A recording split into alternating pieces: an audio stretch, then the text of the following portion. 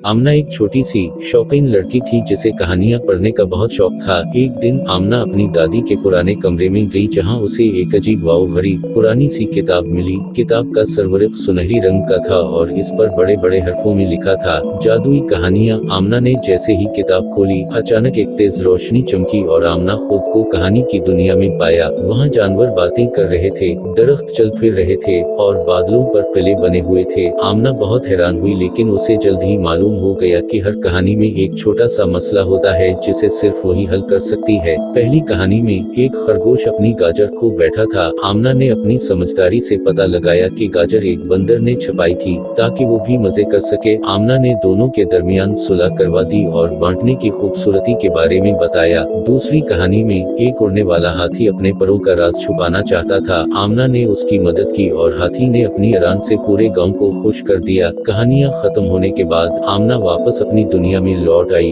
उसने किताब बंद की और सोचा कि ये तजुर्बा हमेशा उसके दिल में रहेगा। आमना ने सीखा कि हर कहानी में कुछ ना कुछ सीखने को होता है और सबसे बड़ी जादुई बात यही है कि हम दूसरों की मदद करें। अब आमना ने किताब को संभाल कर रख दिया और हमेशा याद रखा कि कहानियां न सिर्फ सुनने के लिए होती हैं बल्कि उनसे सीखने के लिए भी।